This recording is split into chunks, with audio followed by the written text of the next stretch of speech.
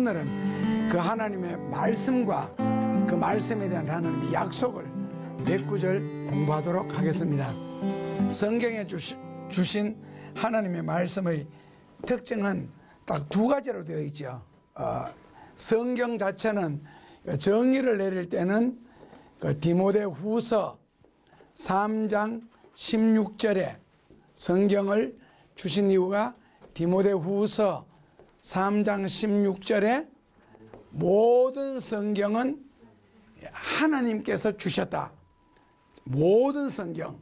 그러니까 뭐 진보주의 신학으로 말하면은 이거는 인간의 글이고 이거는 사람의 상황이고 그런 식으로 자꾸 하나님의 말씀과 인간을 분리해 내려고 하는 작업을 하는데, 하나님은 그것까지도 이용하셔서 하나님께서 우리에게 주신 말씀이다. 모든 말씀은 하나님의 말씀이다. 그래서 모든 하나님의 말씀을 우리에게 주신 이유가 무엇인가? 이사야서 48장 17절에 보면은 인간에게 복되게 하려고, 유익하게 하려고 하나님이 우리에게 말씀을 주셨다.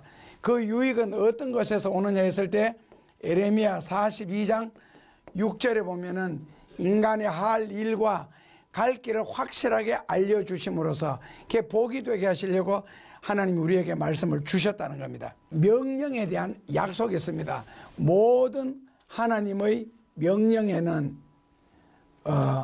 반드시 하나님의 약속이 있습니다. 모든 하나님의 명령, 이건 사람도 마찬가지죠. 명령에는 꼭 하나님의 약속이 있습니다.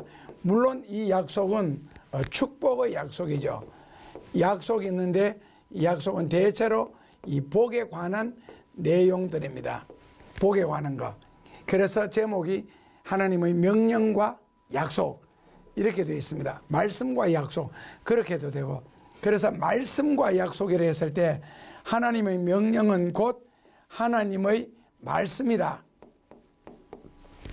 하나님은 명령은 곧 하나님의 말씀이 되었을 때 이 말씀에는, 즉 명령에는 두 가지 구성 요소로 되어 있습니다.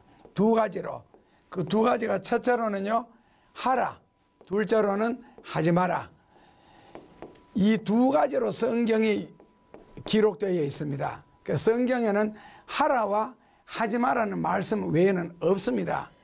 그래서 성경은 하나님 말씀으로서 명령만 있습니다. 사람하고 의논해서 사람에게 비유를 맞춘다든지 사람의 뜻을 받아들인다든지 하는 것은 전혀 없습니다. 이유는 하나님이 사람을 가장 잘 아시고 하나님이 사람을 가장 사랑하시고 또 그 하나님께서 인간을 위하여 모든 것을 준비해 놓으셨기 때문에, 그래서 하나님이 인간을 가장 사랑하시고 인간에게 가장 은혜를 베푸시는 방법으로서 특별계시로서 예수님을 주셨고 바로 성경을 주셨습니다. 그래서 하나님의 명령과 약속 중에서 첫째로는 출애굽기 15장 26절 말씀을 함께 봉독하시면은요, 가라사대 너희가 보시기에 의를 너희 하나님 나 여호와의 말을 청종하고 나의 보기에 의를 행하며 내 계명에 귀를 기울이며 내 모든 규례를 지키면 내가 애굽 사람에게 내린 모든 질병의 하나도 너희에게 내리지 아니하리니 나는 너희를 치료하는 여호와니라. 그래서 여기에 제일 중요한 것은 뭐라고요? 나의 보기에, 나의 보기에, 나의 보기에. 내가 누구예요? 예, 너무 명확한 대답이죠. 하나님이 보시기에, 하나님이 보시기에. 그럼 하나님이 뭐를 보신다는 거예요? 누구를 보신다는 거고? 그렇죠. 하나님이 나를, 구체적으로 나를 보시는데, 하나님이 나를 보시기에 뭐라고요? 의를, 첫째로는요, 의를 행하고, 첫째로는 의를 행하고, 둘째로는요, 둘째로는 진리를 실천하면, 간단합니다. 두 가지를 요구하고 있습니다. 거기 보면 굉장히 길게 복잡하게 써놨는데 계명의 귀를 기울이고 규례를 지키고 뭐 율법을 행하고 다 필요 없습니다. 그냥 한마디로 하나님 말씀을 실천해라. 첫째로는 의를 행하여라. 하나님 보시기에, 하나님이 보시기에, 나의 보기에 그랬죠. 나의 보기에, 하나님 보시기에. 자, 그랬을 때 의를 행하라. 의라는 것이 뭐냐?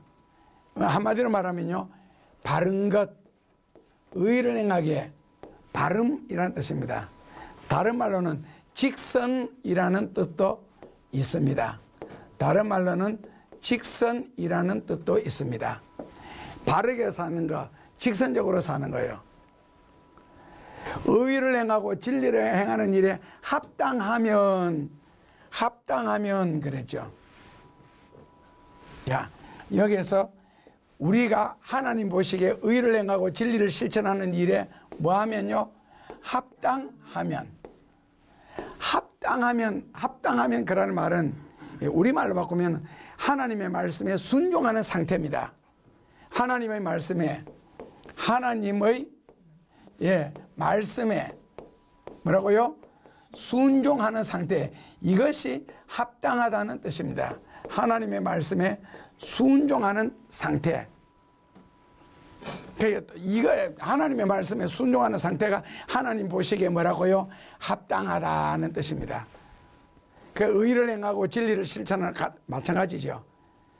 하나님 보시기에 바르게 살고 말씀을 실천하면 합당하다. 그렇게 하면 뭐라고요? 애굽 사람에게 내린 질병의 하나라도 너희에게 내리지 아니하겠고 나는 너희를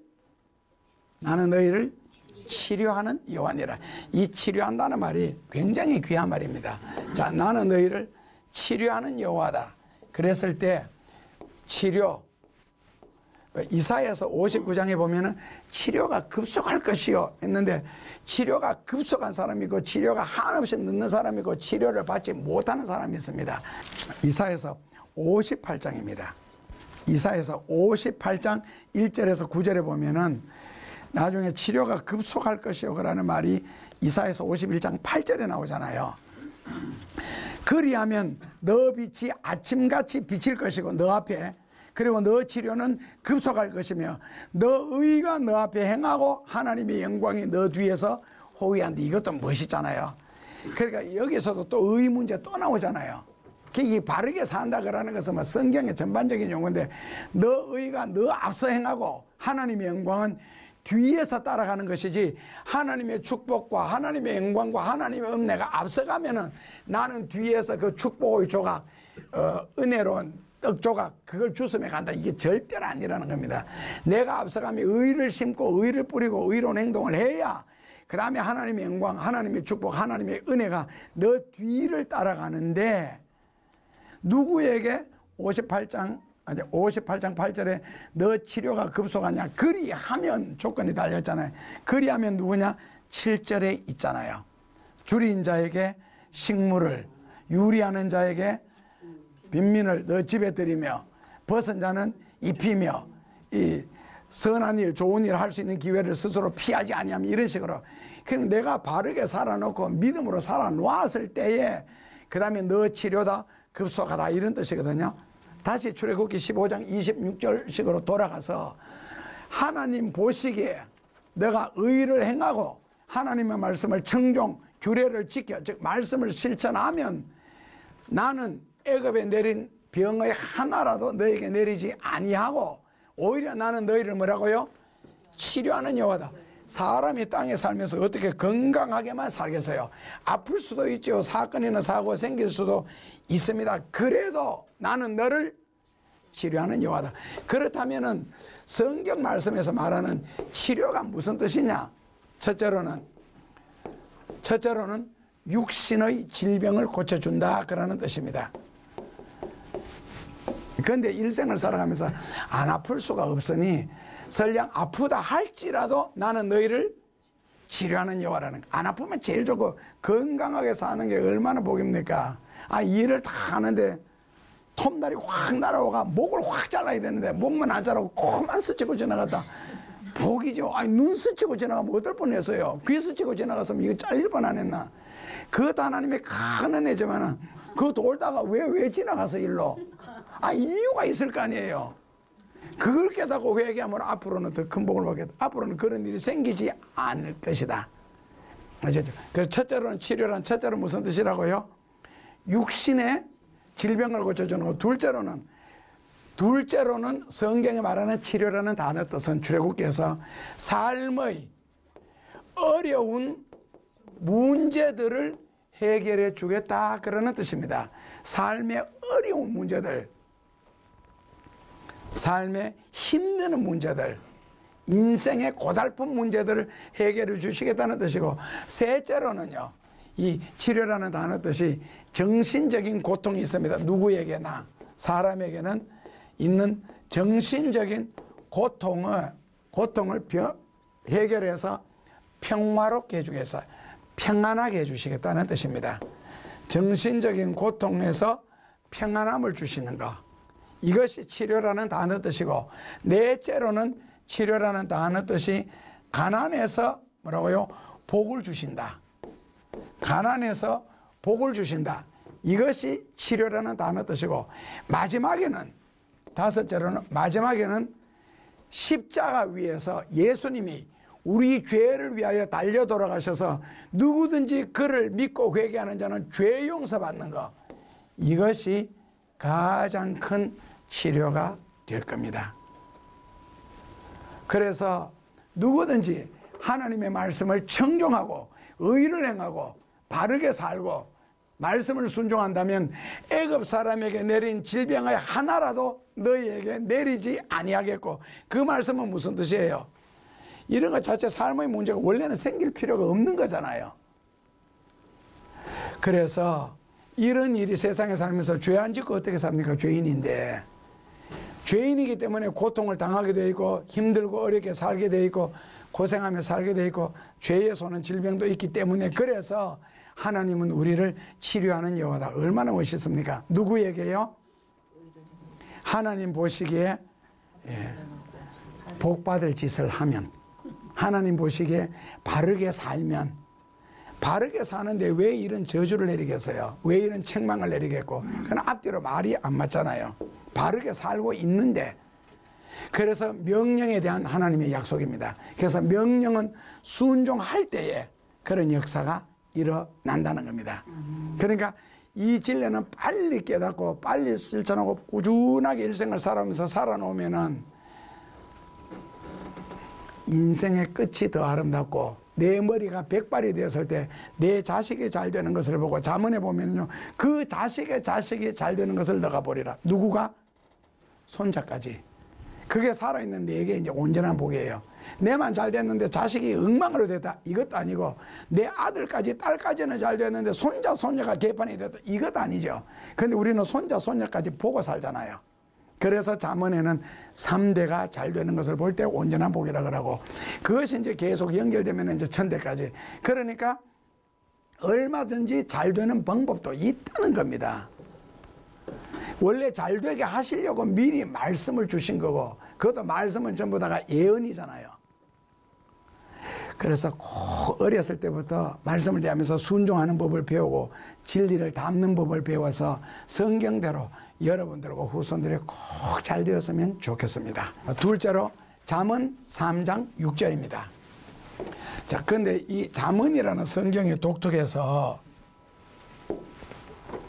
잠언 3장은 6절만 공부할 게 아니고 1절에서부터 6절까지를 다 연결이 해놨어요. 자, 잠언 3장 1절에서 6절까지를 같이 한번 봉독해 보겠습니다. 내 아들아, 나의 법을 잊어버리지 말고 내 마음으로 나의 명령을 지켜라. 그리하면 그것이 바로 너로 장수하여 많은 해를 누리게 하며 평강을 더하게 하리라.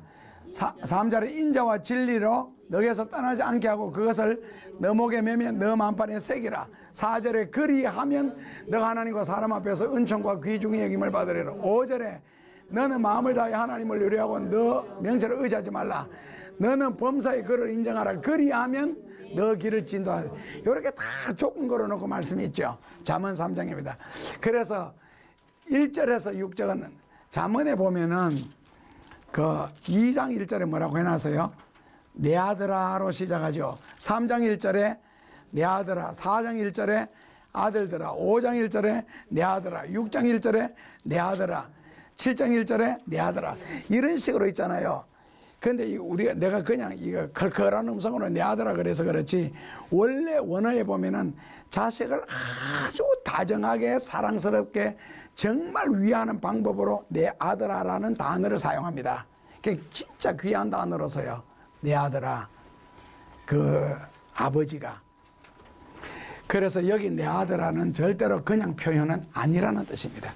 그래서 잠언 3장 1절에서 6절까지를 한번 분석하면은 내 아들아, 첫째로는 여기서 내 아들아, 예, 내 아들아 하는 것은 첫째로는 하나님이 인간에게, 첫째로는 누가 누구에게요?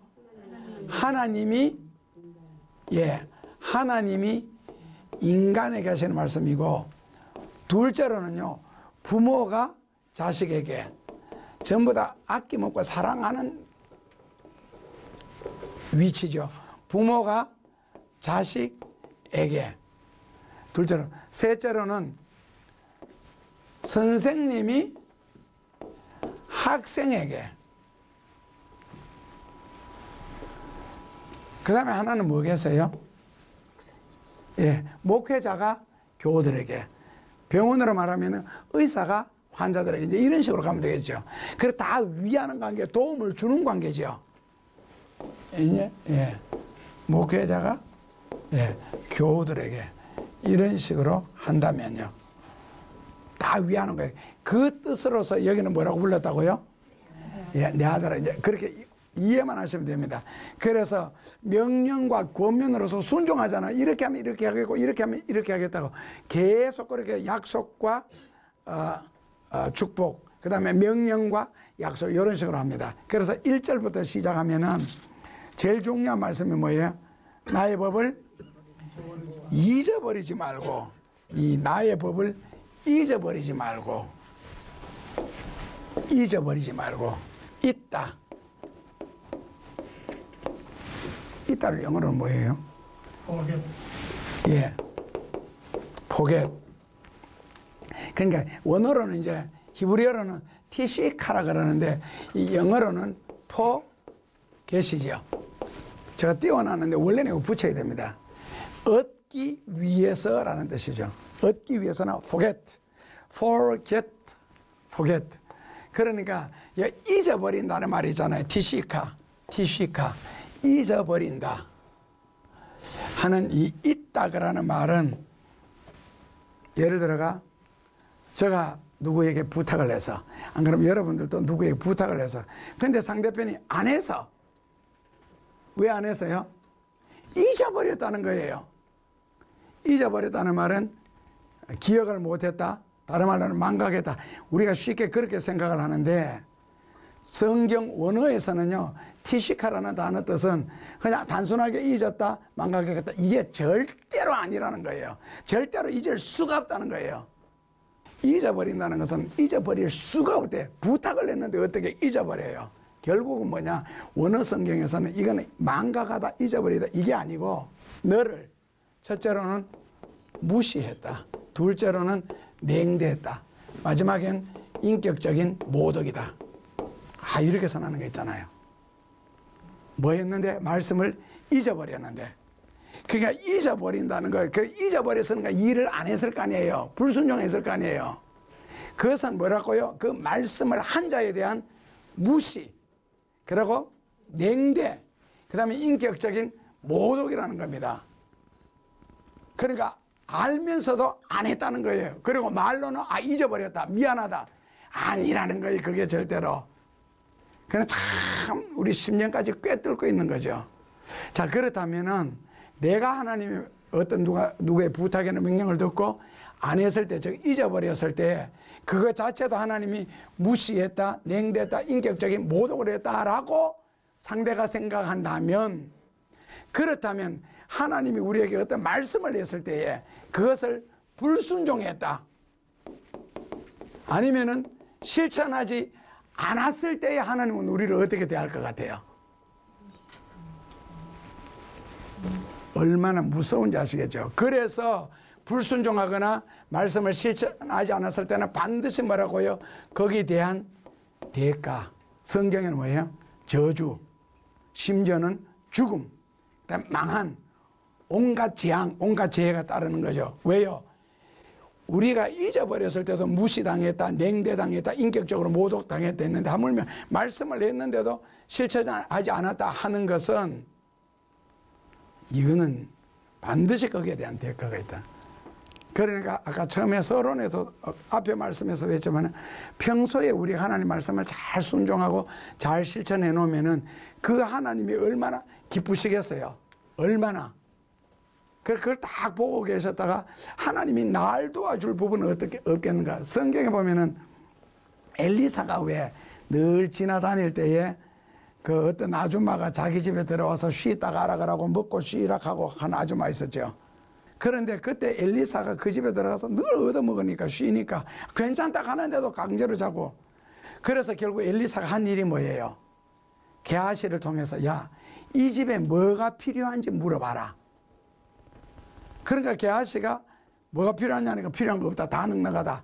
그러면서 엘리사가 무슨 말합니까? 만약에 내가 이 집을 위하여 도울 일이 있다면은 장관을 불러서라도 돕겠다.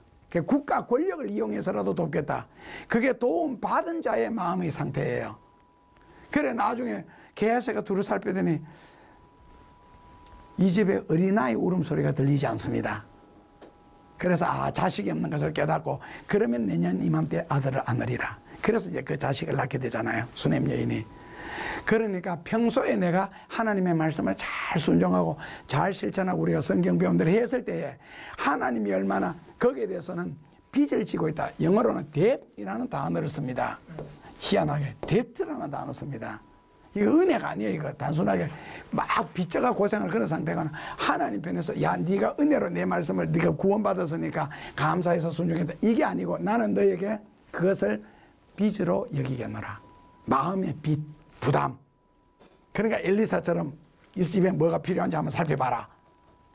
그러다가 만약에 우리가 이런 소원이 있습니다 그러고 다 아뢰었을 때 하나님이 어떻게 하시겠어요? 천사들을 동원해서. 그러니까 평소에 내가 주의 말씀을 잘 순종하고 믿음으로 산다는 것은 굉장하게 축복입니다. 하나님의 마음에 계속 빚을 쌓는 방법이 있잖아요. 단어를 빚을 쌓는다는 단어 사용해서 좀 죄송한데, 얼마나 하나님 편에서는 감격하고 기쁘시겠어요. 하나님이 얼마나. 그래서 이 잊어버리기만 해도 이 정도인데, 결국 이따위에서 나오는 게 이제 실천하지 않는 것이 나오는데, 불순종에 이런 거는 고의적인 거잖아요. 그 하나님이 얼마나 화가 나시겠어요. 그래서 어떤 식으로 지켜라? 마음으로 지켜라 그랬죠. 마음으로. 그래, 마음으로. 절대로 있는다, 이건 있을 수 없는 일이고, 그 자체가 냉대한다, 불순종한다 하는 그런 일이고, 협조하지 않는 것도 마찬가지고, 솔선수범하지 않는 것도 마찬가지고, 그게 다 자기에게 화근이 되고, 자기가 하나님의 도움을 필요할 때, 예를 들어 100% 도움을 받아야 할 일이 있다면은 자기가 순종했는 만큼은 10%만 도움받는다든지 20%만 도움받는다. 그러니까 성경에서 말하는 기적, 능력, 축복, 이런 식의 도움을 못 받습니다. 조금씩 받는 이유가 내가 평소에 조금씩 해놓고 다른 부분에 대해서 그만큼 주의를 진심으로 안 했기 때문에 그렇다는 겁니다. 결국에는. 그래서 너가 마음으로 이 말씀을 잘 지켜라. 아까는 여호와 보시기에 그랬잖아요. 마음으로 그러는 말은 지성적인 부분, 정서적인 부분, 의지적인 부분, 이것을 다 동원해서라는 뜻입니다. 그렇다면 이걸 다 동원하니까 우리말로 바꾸면요, 전인적으로 그라는 뜻이죠. 전인적으로. 그러니까 한 단어씩 되면은요, 지정의를 다 동원해서 하나님의 말씀을 지켜라 그러는 겁니다. 지정의를 다 동원해서 요 성경에 그랬죠. 아까 잠언에 말씀을 지켜라. 말씀을 지켜라. 말씀을 지켜라. 그래서 여기 말씀을 지켜라 그라는 말은 우리말로 바꾸면 말씀을 유지해라. 말씀을 유지해라. 조금 이해가 덜 되는데 말씀을 보호해라. 유지는요, 일회적인 게 아니고 계속적인 상태를 말합니다. 그러니까 다른 말로 바꾸면 예를 들어서 가장 단순한 일, 주일 성수해라. 안식일을 기억하여 그날을 거룩하게 지켜라. 이게 하나의 진리잖아. 이 말씀을 들었으면은 안식일을 기억하여 그날을 거룩하게 지키기 위해서 뭐를 동원해라? 지성과 정성과 의지를 다 동원하라는 겁니다. 다 전인적으로. 마음은 교회 가고 싶은데 형편이 안 돼서 그건 의지 부족이죠. 교회 은혜가 없어서 못 가겠다. 정서 부족이죠. 그러니까 결국에는 마음으로 그러는 말은 지정의, 내 모든 것 전인적을 다 동원해서 하나님의 말씀을 계속적으로 유지해라. 그러니까 주일을 성수하라는 말씀을 온전히 지키기 위해서는 내가 주일을 빼먹었다. 지킬 수 있는데도 불구하고 지정의만 동의하면 가능한데 안 했다 하는 것은 주일을 성수하라는 말에 뭐라고요? 뭐가 갔어요? 상처를 입혔지요. 기스가 갔지요. 그렇게 하지 마라. 그러니까 하나님의 말씀을, 그래서 우리 보고 주일 성수하라 그러면 평생 그것을 계속 그 진리를 보호하고 그 진리를 유지하도록 노력하라 그러는 뜻입니다. 노력하라. 그것도요, 온 마음과 뜻을 다하여. 그 1절에 보면 너 마음으로 나의 명령을 지키고, 바로 그런 뜻입니다. 그리하면 2절의 조건이 뭡니까? 그리하면 2절의 조건은요, 너가 첫째로는 장수하여 많은 해를 누리게 하며, 장수하여 많은 해, 그냥 many years입니다. 많은 해. 그리고 영어로 보면은 prolong이라는 단어를 쓰고, 그리고 prosperity,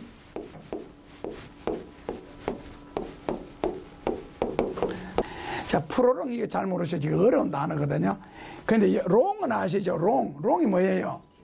길다. 그 프로롱은 모르잖아요. 이때는 때려잡으면 됩니다. 눈치로. 어떻게? 롱이 일단 긴 건 알았으니까 앞에 뭐 더 붙었지요. 그건 프로롱은 더 길다지 뭐.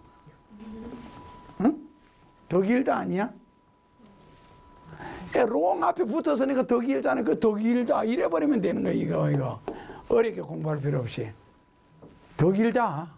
그렇다면 many years를 누리는데 더 길게 누리다. 그러니까 우리말로 바꾸면은 many years가 더 길어지니까 오래 산다 그러는 뜻입니다. 오래 산다. 근데 그냥 오래 사느냐가 아니고 prosperity. 뭐라고요? 형통하며 번영하며 오래 산다. 참 좋잖아요. 내 마음으로 아까 전인적으로 하나님의 말씀을 잊지 말고, 내 아들아 나의 법을 잊지 말고 마음으로 나의 말씀을 지키면은 너는 뭐라고? 세상에서 오래 살면서도 생명을 부지하는 정도, 연명하고 생존하는 정도가 아니라 번영하면서 번성케 되면서 오래 산다, 연장된다. 멋있지 않습니까? 연장되는 거, 프로롱, 연장되는 거. 그 다음에는 거기에 이제 평강을 너가 누린다 해놨는데, 평강이라는 단어도 이미 아시는 것처럼 참 좋은 뜻이잖아요. 우리말로 바꾸면은 번영하는 것도 평강이고, 그리고 내가 행복해 하는 것도 이것도 평강이고, 몸이 건강한 것도 평강이고, 삶 속에서 사건이 일어나지 않고 안전한 것도 평강이고, 완전한 것도 평강이고, 그리고는 마음에 한없는 행복감, 충족감을 느끼는 게 평강입니다. 마음에 한없는 충족감, 만족하는 거 있잖아요. 만족감이 드는 것도 평강입니다. 그게 얼마나 좋아요. 그래서 1절을 내 아들아, 뭐라고 해요? 다시 1절, 2절을 이제 뜻을 생각하면서 한 번 더 읽어보시면, 내 아들아, 나의 법을 잊어버리지 말고 내 마음으로 나의 명령을 지켜라. 그리하면 그것이 너로 하여금 장수하게 하고 많은 애를 누리게 하고 평강을 너에게 더하리라. 그리하면, 이 잠언에 보면은 그리하면이 굉장히 많이 나옵니다. 1절 2절에서 나오죠. 그럼 3절 4절에도 보면 같이 읽어보시면 인자와 진리로 너에게서 떠나지 않게 하고 그것을 너 목에 매며 너 만판에 새기라. 그리하면 너가 하나님과 사람 앞에서, 예, 그 3절을 지금부터는 이제 3절을 분석하도록 하겠습니다. 인자와 진리로, 인자와 진리. 그 히브리어로는 헤세드라 그러는데, 그 헤세드라는 거는 이거 주석 책에도 보면 헤세드라는 주석이 있습니다. 그만큼 이 헤세드라는 말이 아름다운 말인데, 헤세드를 아름다운 말, 그러니까 인자인데 다시 우리말로 바꾸면요 사랑이라는 뜻입니다. 인자, 사랑, 자비라는 말은 같은 단어 뜻입니다. 그래서 인자와 진리를 실천해라. 인자는 뭐라고요? 사랑, 자비. 조금 더 하기 쉬운 말로 바꾸면은 친절한 거 있잖아요. 그 다음에 상대편에게 호의를 베푸는 겁니다. 내가 할 수 있는 자리에서. 그 다음에는 온정을 느끼게 해주도록 하는 거. 이건 누구든지 할 수 있는 건데, 인자와 사랑. 사랑이라 그러는 것은 여기서 다시 세 가지가 나오는데, 그 인간에 대한 하나님의 사랑, 인간에 대한 하나님의 사랑이 있고, 둘째로는 하나님에 대한 인간의 사랑이 있습니다. 이거 중세시대에 쓰는 글 중에서 작가 이름이 갑자기 지금 생각 안 나는데, 사랑이라는 책에 보면은 자기가 자기를 사랑하는 사람이 있고, 자기가 남을 사랑하는 사람이 있고, 자기를 위해서 하나님을 사랑하는 사람이 있고, 하나님을 위해서 자기를 사랑하는 사람이 있고, 이 철학적인 용어가 되가 굉장히 어렵게 나오는데, 자기를 위해서 하나님을 사랑하는 사람이 있고, 그 다음에는 하나님을 위해서 자기를 사랑하는 사람이 있고, 그 다음에 하나님을 위해서 하나님을 사랑하는 아주 높은 단계. 그러다면 뭐 인간은 완전히 없어져야 됩니다. 했는데 뭐라고요? 친절을 베풀고 호의를 베풀고 상대편으로 하여금 온정을 느끼게 해라. 아셨죠? 자, 진리라 그러는 말이 있잖아요. 이걸 이제 이번에는 에메트가 그러는데, 진리라는 말을 꼭 한국말로 해석하면 확실하다 그러는 뜻입니다. 확실하다. 확실하다, 아니면은 진실하다, 아니면은 견고하다. 그러니까 변함이 없으니까 순종해도 된다 그 말입니다. 변함이 없으니까 진실하다, 확실하다, 견고하다. 그래서 너희가 이 확실하고 견고한 이 진리 안에서 호의를 베풀면, 친절을 베풀면 4절에 뭐라고요? 하나님과 사람 앞에서 은총과 귀중히 여김을 받으리라. 하나님과 사람 앞에서 뭐라고요? 은총과 귀중히 여김을 받으리라. 은총과 귀중히 여김을 받으리라. 은총이라고 하는 말은 상대편이 이상하게 내한테 친절을 베풀어 주는 거 있잖아요. 호감을 갖게 되고 나를 사랑하는 마음이 생기도록 만드는 거. 그러니까 하나님과 사람들로부터 내가 호의를 받는 거 있잖아요.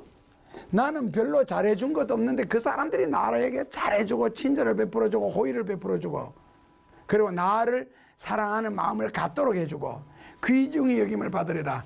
이거는 이제 인정을 받는다 그러는 뜻도 되지만은, 다른 말로 바꾸면 좋은 인상을 받게 된다. 그 다음에 세 번째 뜻으로는 땅에 살면서 번영과 성공을 하게 된다라고 성경에는, 원어에는 해석을 해놨습니다. 그러니까 세 가지 뜻이죠. 첫째로는요, 예, 사람들에게서 인정을 받는다. 둘째로는 좋은 인상을 받게 된다. 셋째로는 번영과 성공을 하게 된다. 그러니까 은총을 받게 된다는 뭐라고요? 사람들이 나에게 호의를, 관심을 갖게 되고 나를 사랑하게 된다는 뜻입니다. 나를 사랑하게 된다, 사람들이. 근데 하나님과 사람 앞에서 그랬죠. 그 순서가 뭐라고요? 하나님, 둘째로는 사람. 그러니까 결국 내가 말대로 사랑받을 짓을 해야 되고, 내가 먼저 다른 사람에게 미소라도 인사로 띄워줘야 되고, 이렇게 하다 보면은 하나님이 나를 인정하게 되면 사람들까지라도 나를 이렇게 인정하게 해주고 좋은 인상을 받게 되고 호의를 받게 된다 하는 그런 뜻입니다. 결국에는 자기가 부린 대로 거두는 겁니다. 자기가 부린 대로. 자, 마지막으로요. 5절 하면 6절 해줄게. 5절이 뭡니까? 너는 마음을 다해 여호와를 의뢰하고 너 명철을 의지하지 말라. 너는 범사에 하나님을 인정해라. 그리하면 하나님은 너 길을 지도해 주시리라. 너를 의지하지 말고, 의지하다 그라는 말은 기댄다 그런 뜻이잖아요. 자기 속에 머문다. 그러니까 너가 똑똑하고 지혜롭고 뭐 다 이래서 좋다. 그러나 너를 인정하지 말고 하나님을 의지해라. 철저한 신본주의 신앙이 되라. 그리하면 하나님이 너 길을 지도해 주시리라. 지도해 주신다 그라는 말은 하나님의 마음을 우리에게 잘 고려해 주신다. 그래서 한마디로 말하면 무슨 일을 하든지 간에 하나님께 물어보고 해라. 즉 기도로 해라. 그러면 하나님은 우리 인생의 핸디캡, 즉 장애물을 없애주신다 그러는 뜻입니다. 그러니까 너는 너를 의지하지 말고 무슨 일을 하든지 먼저 기도하고 하나님 앞에 물어보고, 무슨 일도 생기면 왜 이런 일이 생겼는지 먼저 무릎 꿇고 하나님 앞에 물어보고, 여호수아처럼 아이성 전쟁에 나갔을 때 지고 난 뒤에 왜 전쟁에 졌느냐, 작전이 부족했느냐, 용기가 부족했느냐, 이런 거 따지지 말고 먼저 하나님 앞에 무릎을 꿇고 왜 하나님이 전쟁에 졌습니까? 라고 물어보라는 거죠. 그렇게 한다면은 앞으로 너 남은 인생에 앞에 놓여있는 뭐라고 해요? 장애물은 하나님이 제거해서 그 다음에는 번영케 해 주신다. 원어 성경에는 이렇게 해석을 해놨습니다. 아셨죠? 장애물을 뭐라고요? 제거해서 인생이 번영, 형통하게 해 주신다. 번영이라는 말이 형통이라는 말, 영어는 같습니다. prosperity. 얼마나 복됩니까? 말씀도 순종하고 하나님이 스스로 먼저 우리에게도 축복도 해주시고 한다면은 나머지는 다음 주에 계속하겠습니다.